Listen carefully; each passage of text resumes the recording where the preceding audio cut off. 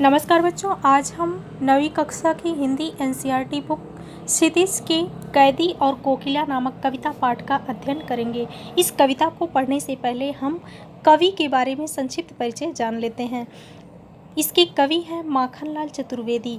माखनलाल चतुर्वेदी के बारे में यहाँ पर उनका जीवन परिचय दिया गया है।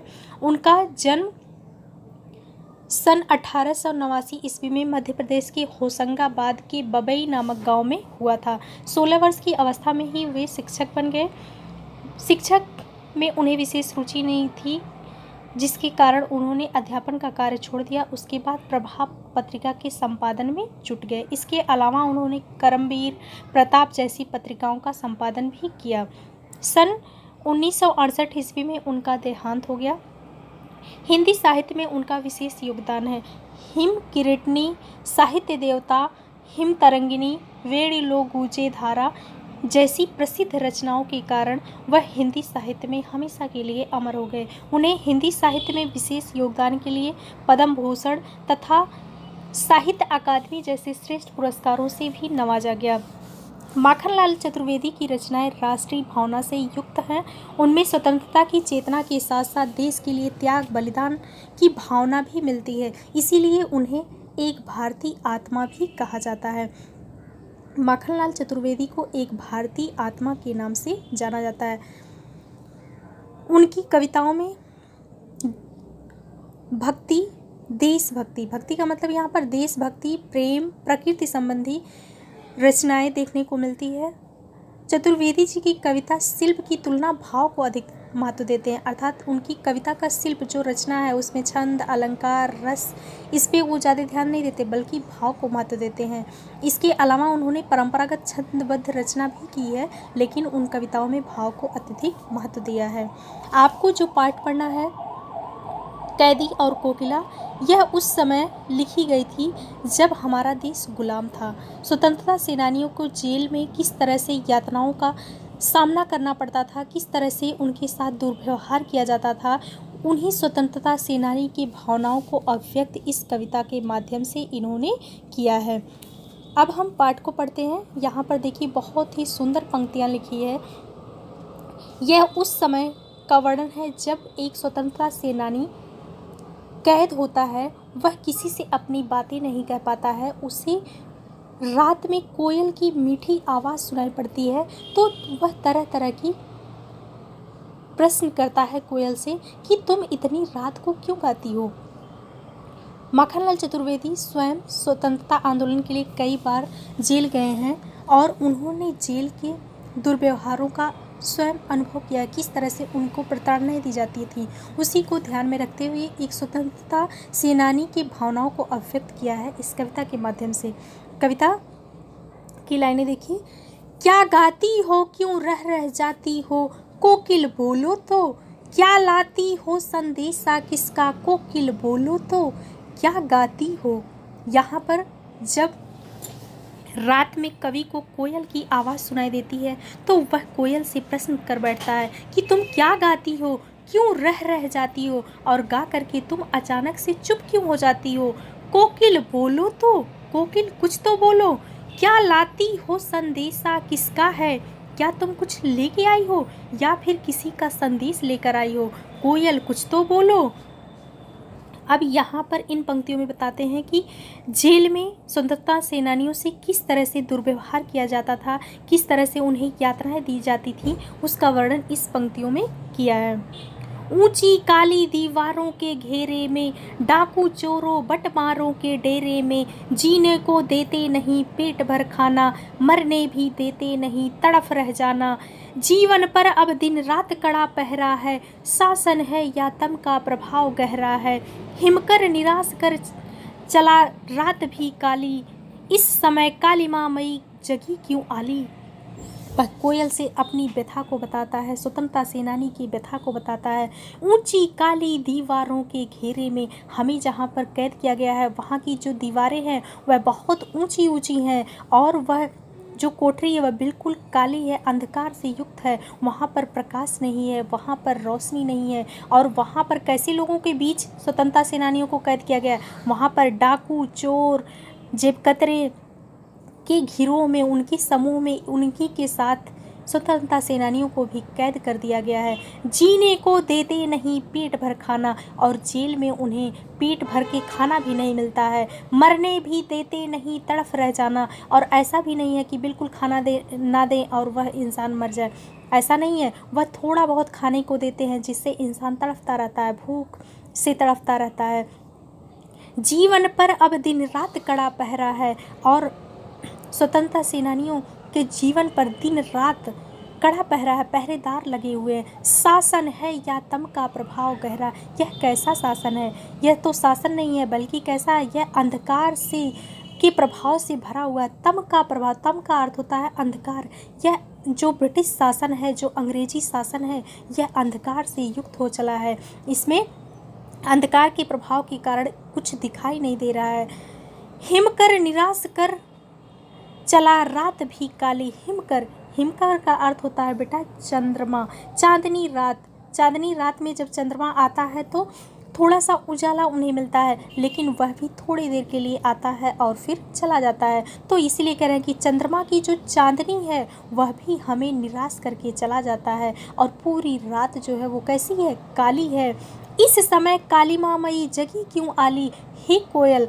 आली, आली का मतलब सखी होता है। यहाँ पर कोयल को संबोधित करते हुए कहता है, हे सखी, तुम इस काली रात में अचानक से क्यों जग पड़ी, क्यों हूंक पड़ी वेदना बोझ वाली सी, कोकिल बोलो तो।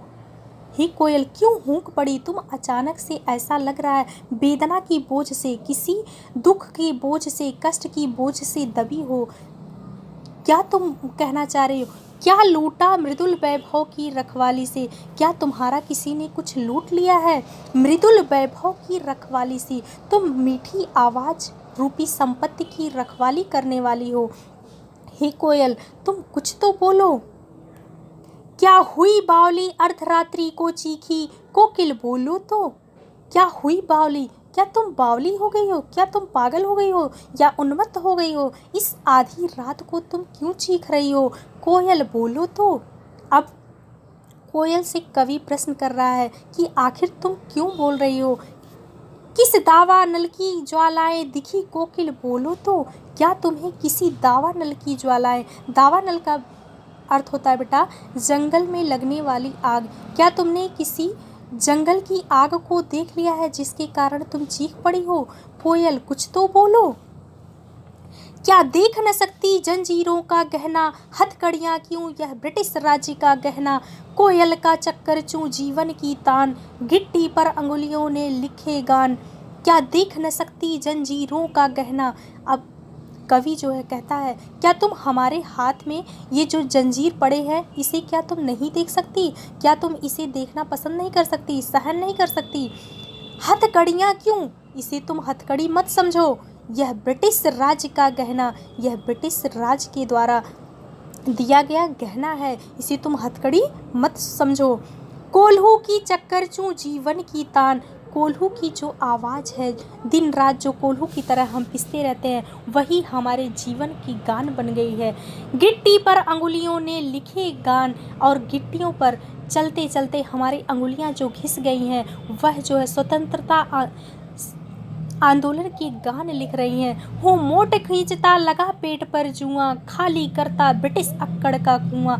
हूँ मोट खींचता लगा पेट पर जुआं लगा करके, जैसे बैल जो है जुआठा लगा करके कोल्हू में चलते रहते हैं, उसी तरह से इंसानों को भी कोल्हू की तरह, बैल की तरह चलाया जाता था, उनसे कठिन परिश्रम करवाया जाता था। तो वही कवि कह रहा, हूँ मोट खींचता, मैं मोट खींच रहा हूँ और पेट पर जुआं लगा कर चल रहा हूँ, लेकिन खाली करता ब्रिटिश अक्कड़ का कुआं। लेकिन जो ब्रिटिश साम्राज्य का जो अक्कड़पन है, जो उसका गर्व है, उसको मैं खाली करता हूँ, उसको मैं तोड़ता रहता हूँ, अर्थात मैं उसके हुकूमत के आगे कभी झुकना स्वीकार नहीं करता हूँ। हमेशा हमारे मन में क्या है? इस देश को आज़ाद कराना है। इस देश को आज़ाद कराने के लिए जो हमारे अंदर साहस है वह कभी भी कम नहीं होता है। जेल में हमसे कितने भी कठोर परिश्रम कराए जाते हैं, कितना भी यातनाएं दी जाती हैं, लेकिन फिर भी हम ब्रिटिश साम्राज्य के हुकूमत के आगे अपने सर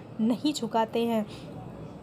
दिन में करुणा क्यों जगे रुलाने वाली, इसलिए रात में गजब ढा रही आली, दिन में करुणा क्यों जगे रुलाने वाली।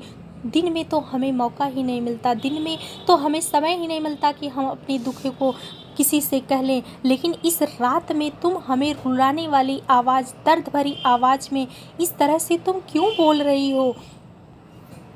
इस शांत समय में अंधकार को बेध रो रही क्यों हो। इस शांत समय में, रात के समय में कवि को कोयल की आवाज़ सुनाई पड़ती है, इसलिए कवि कहता है इस शांत समय में अंधकार को बेध रो रही क्यों हो। जब पूरा वातावरण शांत है, सब लोग सो गए हैं, अंधकार है चारों तरफ, तो तुम जो है इस अंधकार को चीरते हुए रो क्यों रही हो, क्यों रो रही हो। कोयल बोलो तो, हे कोयल कुछ तो बोलो। चुपचाप मधुर विद्रोह बीज इस भांति बो रही क्यों हो। कोयल बोलो तो, तुम इस तरह से मधुर विद्रोह का बीज बो करके चुप हो जा रही हो, ऐसा मधुर विद्रोह बीज क्यों बो रही हो। कोयल बोलो तो। अब इसके बाद भी कवि को कोयल की तरफ से कोई आवाज़ नहीं आती है, तो फिर वो अपनी व्यथा को कहते हुए वह आगे कहता है, काली तू रजनी भी काली, शासन की करनी भी काली, काली लहर कल्पना काली, मेरी काली कोठरी काली, टोपी काली कमली काली, मेरी लौह श्रृंखला काली, पहरे की हुंकृत की ब्याली, तिस पर है गाली ए आली। फिर कवि कहता है, काली तू भी रजनी भी काली, कोयल तू भी काली है, और यह जो रात है, रजनी का अर्थ होता है बेटा रात, और यह जो रात है, रात भी काली है। शासन की करनी भी काली, और जो ये ब्रिटिश शासन की जो करनी है, जो उसका शासन है, वह भी कालिमा युक्त है, वह भी अंधकार से भरा हुआ है। काली लहर कल्पना काली, और जो हमारी जो कल्पना है इस समय वह भी कालिमा से घिरा हुआ, कहीं भी हमें प्रकाश दिखाई नहीं पड़ रही है। मेरी काल कोठरी काली, और जो ये हमारी काल कोठरी है जहाँ पर हमें सजा दी गई है, हमें कैद किया गया है, वह भी कोठरी कैसी है, बिल्कुल काली है, अर्थात अंधेरे से युक्त है, कहीं भी वहाँ प्रकाश नहीं दिखाई पड़ रहा है। टोपी काली कमली काली, और कैदियों का जो वेशभूषा है, जो उन्हें पहनने के लिए टोपी दी गई है, वो कैसी है, काली है, और उनका कंबल भी काला है। मेरी लौह श्रृंखला काली, और जो लोहे की हथकड़ियाँ उनके हाथ में बंधी हुई हैं वह भी कैसी हैं, काली हैं। पहरे की हुंकृती ब्याली, और पहरेदारों की जो हुंकार है वो कैसा है, वह ब्याल अर्थात सांप के समान वह भी बिल्कुल काला है। ब्याली मतलब नागिन, नागिन के समान पहरेदारों की हुंकार भी बिल्कुल काला है। तिस पर है गाली ए आली, और उनके लिए हमारे होठों पर हमेशा गाली ही है, अर्थात अपशब्द ही निकलता है। उनके बारे में हम प्रशंसा नहीं कर सकते हैं, बल्कि क्या करेंगे, अपशब्द ही उनके लिए हम कह सकते हैं। इस काले संकट सागर पर मरने को मदमाती, कोकिल बोलो तो।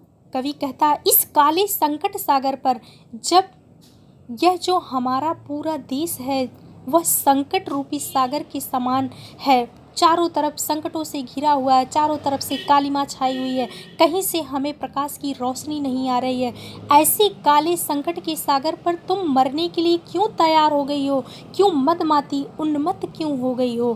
कोयल बोलो तो, अपने चमकीले गीतों को क्यों कर हो तैराती। कोयल बोलो तो, तुम इस कालिमामयी संकट के सागर पर अपने चमकीले गीतों को क्यों तैरा रही हो, क्यों बोल रही हो। कोयल कुछ तो बोलो। अब कवि जो है अपनी तुलना कोयल से करते हुए बताता है, कहता है, तुझे मिली हरियाली डाली, मुझे नसीब कोठरी काली। हे कोयल, तुम्हें तो हरियाली डाली मिली है, अर्थात तुम स्वतंत्र हो, आज़ाद हो। मुझे नसीब कोठरी काली, और मेरी नसीब में तो यह काली कोठरी है। तेरा नभ भर में संचार, मेरा 10 फुट का संसार। तेरा तो पूरा नभ में, पूरे आकाश में विचरण करने के लिए स्वतंत्र हो, मेरा 10 फुट का संसार, और जो मेरा संसार है वो क्या है, वो सिर्फ 10 फुट का, अर्थात इस 10 फुट की कोठरी में ही हमें कैद रहना है, इससे हम कहीं बाहर नहीं जा सकते। तेरे गीत कहावे वाह, रोना भी है मुझे गुनाह। अगर तुम गाती हो तो लोग वाह वाह करते हैं, तुम्हारी प्रशंसा करते हैं, लेकिन मेरा तो रोना भी गुनाह है। अगर हम लोग रोते हैं तो भी हमें कठोर यातनाएं दी जाती हैं। देख विषमता तेरी मेरी, बजा रही तिस पर रणभेरी। अपनी और मेरी विषमता को देखो, हमारे और तुम्हारे में कितना अंतर है। देखो, बजा रही तिस पर रणभेरी, और तुम इस समय हमारे लिए युद्ध नाद का संचार कर रही हो। इस हुंकृति पर अपने कृति से और कहो क्या कर दूं। कोकिल बोलो तो मोहन के व्रत पर प्राणों का आसव किस में भर दूं। कोकिल बोलो तो इस हुंकृति पर, तुम्हारे इस हुंकार पर, अपनी इस कृति से, मतलब अपनी इस रचना से, जो कवि ने यह रचना की है, बोल रहा है कि अपनी इस रचना से बताओ और मैं क्या कर सकता हूँ। कोकिल बोलो तो, कोयल बोलो तो मोहन के व्रत पर, मोहन के व्रत पर अर्थात मोहनदास करमचंद गांधी अर्थात राष्ट्रपिता महात्मा गांधी ने जो व्रत ले रखा है, उन्होंने क्या व्रत ले रखा है, देश को आज़ाद कराने का जो उन्होंने व्रत रख रखा है, उस व्रत को पूरा करने के लिए प्राणों का आसव किस में भर दूं। बताओ मैं अपने प्राण का न्यौछावर किस पर कर दूं। कोकिल बोलो तो, कोकिल बोलो मैं और क्या कर सकता हूँ। यहाँ पर कवि अपनी लेखनी के माध्यम से लोगों में स्वतंत्रता आंदोलन के प्रति जागरूकता लाना चाहता, उनके अंदर जोश भरना चाहता है। इसीलिए वह कहता है कि अपनी इस कृति से, इस रचना से बताओ मैं और क्या कर सकता हूँ। लोगों के अंदर जोश भर सकता हूँ, उत्साह भर सकता हूँ, या फिर कहो तो मैं अपने प्राणों को न्यौछावर भी कर दूँ इस देश को आज़ाद कराने के लिए। कवि देशभक्ति भावना से भरपूर है, देशभक्ति भावना से पूर्ण होकर के उसके स्वतंत्रता सेनानियों के साथ हो रहे दुर्व्यवहार और उन्हें झेलने वाली यातनाओं की तरफ यहाँ पर सबके ध्यान को आकर्षित किया है। यह उस समय बहुत ही प्रसिद्ध कविता हुआ करती थी, और आज भी हम जब इसे पढ़ते हैं तो हमें ऐसा लगता है, हम यह महसूस करते हैं कि इस देश को आज़ाद कराने के लिए हमारे स्वतंत्रता सेनानियों ने कितने कठिन परिश्रम किए, कितनी यातनाएं झेली, तब जाके आज हम आज़ाद हुए। उम्मीद करती हूँ यह पाठ आपको बहुत ही अच्छे से समझ में आया होगा, अच्छा लगा होगा। अब इसके भावार्थ को समझ लेने के बाद हम इसके पाठ के प्रश्न के उत्तर को भी समझ लेते हैं। यहाँ पर पहला प्रश्न है, कोयल की कूक सुनकर कवि की क्या प्रतिक्रिया थी। कोयल की कूक सुनकर के कवि उसे तरह तरह के प्रश्न करता है। सबसे पहले वह पूछता है, क्या तुम किसी की संदेश लेकर आई हो इसलिए बोल रही हो, या फिर तुमने किसी जंगल की आग की ज्वाला को देख लिया है इसलिए बोल रही हो। वह तरह तरह की प्रश्न करता है। दूसरा, कवि ने कोकिल के बोलने के किन कारणों की संभावना जताई। कोयल किस लिए बोल रही है, वह सोचता है हो सकता है वह किसी का संदेशा लेके आई हो, या फिर जंगल में आग देख ली हो इसलिए वह चीख उठी हो, अचानक से बोल पड़ी हो। उसके बोलने का यही संभावना व्यक्त करता है। तीसरा प्रश्न, किस शासन की तुलना तम के प्रभाव से की गई है और क्यों। यहाँ पर ब्रिटिश शासन की तुलना तम के प्रभाव से की गई है। ऐसा इसलिए किया गया है क्योंकि जैसे अंधकार में सब कुछ नहीं दिखाई देता है, उसमें उसी तरह से जो अंग्रेजी शासन है वह अच्छे और बुरे की पहचान नहीं कर पा रहा है, बल्कि सबको एक ही उसका शासन जो है वह कठोर है, वह बिल्कुल अंधकार की तरह है। वह लोगों को बहुत ही ज़्यादा यातनाएं दे रहा है, स्वतंत्रता सेनानियों के साथ गलत व्यवहार कर रहा है। उसकी शासन जो है वह कालिमा युक्त है, उसमें कहीं भी न्याय नहीं बचा हुआ है, चारों तरफ अन्यायपूर्ण शासन हो रहा है। इसीलिए शासन की तुलना तम के प्रभाव से की गई है। चौथा, कविता के आधार पर पराधीन भारत की जेलों में दी जाने वाली यंत्रणाओं का वर्णन कीजिए। पराधीन भारत में स्वतंत्रता सेनानियों को किस तरह से यातना दी जाती थी। यहाँ पर बताया कवि ने कि स्वतंत्रता सेनानियों को पेट भर खाना भी नहीं दिया जाता था, और इसके अलावा उनके ऊपर कठोर पहरा था। उन्हें जेल में तरह तरह की यातनाएं दी जाती थी, उन्हें बोलने की भी आज़ादी नहीं थी, और उन्हें रोने पर भी गुनाह समझा जाता था। इसके अलावा उनसे कठोर परिश्रम कराया जाता था। भाव स्पष्ट कीजिए।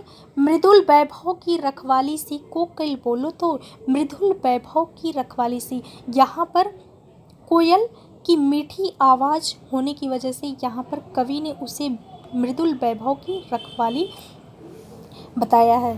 दूसरा, हूँ मोट खींचता लगा पेट पर जुआ, खाली करता ब्रिटिश अक्कड़ का कुआं। इसका अर्थ यह है कि जेल में स्वतंत्रता सेनानी कठिन परिश्रम करते हुए ब्रिटिश के अक्कड़, मतलब ब्रिटिश का जो अक्कड़पन है, जो उसका गर्व है, उसके आगे वह अपने घुटने नहीं टेकते हैं, बल्कि वह गर्व के साथ सभी यातनाओं को झेल जाते हैं। छठा प्रश्न, अर्धरात्रि में कोयल की चीख से कवि को क्या अंदेशा है?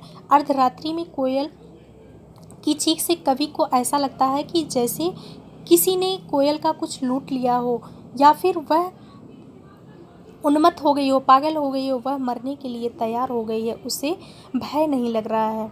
सातवां, कवि को कोयल से ईर्ष्या क्यों हो रही है? कवि को कोयल से ईर्ष्या इसलिए हो रही है क्योंकि कोयल जो है आज़ाद है, वह कहीं भी विचरण कर सकती है, जबकि कवि अपने आप को गुलाम समझता, असहाय समझता है, इसीलिए कवि को कोयल से ईर्ष्या भी होने लगती है। आठवां प्रश्न, कवि की स्मृति पटल पर कोयल के गीतों की कौन सी मधुर स्मृतियाँ अंकित हैं जिन्हें वह अब नष्ट करने पर तुली है? कवि की स्मृति पटल पर उसे मृदुल वैभव की रखवाली सीखा, मतलब वह जो है मीठी आवाज़ की संपत्ति की रखवाली करने वाली है। वह सोच रहा है कि तुम इस अपनी आवाज़, मीठी आवाज़ को लेकर उसे नष्ट क्यों करना चाहती हो। नवा, हथकड़ियों को गहना क्यों कहा गया? क्योंकि जो स्वतंत्रता सेनानी हैं वह अंग्रेज़ों की कठोर यातनाओं को सहर्ष स्वीकार कर लेते हैं, वह उसे बोझ नहीं मानते, क्योंकि अपने देश को आज़ाद कराने के लिए अपने प्राणों को न्यौछावर करने को भी तैयार हैं, इसीलिए हथकड़ियों को उन्होंने गहना कहा। 10वां प्रश्न, काली तू ये आली, इन पंक्तियों में काली की आवृत्ति का चमत्कार का विवेचन करिए। यहाँ पर काली काली शब्द की बार बार आवृत्ति हुई है, इसलिए यहाँ पर पुनरुक्ति प्रकाश अलंकार होगा। इसके अलावा काव्य सौंदर्य, किस दावा नल की ज्वालाएं है दिखी, यहाँ पर काव्य सौंदर्य स्पष्ट करने के लिए सबसे पहले आपको लिखना होता भाषा। यहाँ पे शुद्ध साहित्यिक हिंदी भाषा का प्रयोग किया गया है। इसके अलावा वक्रोक्ति अलंकार का प्रयोग किया गया है।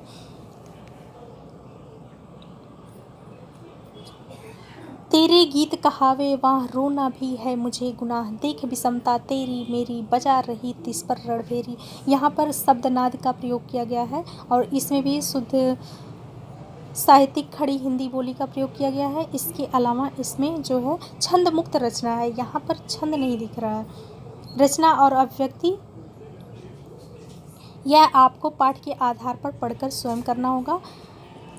उम्मीद करती हूँ कि यह वीडियो आप लोगों को पसंद आई होगी। धन्यवाद।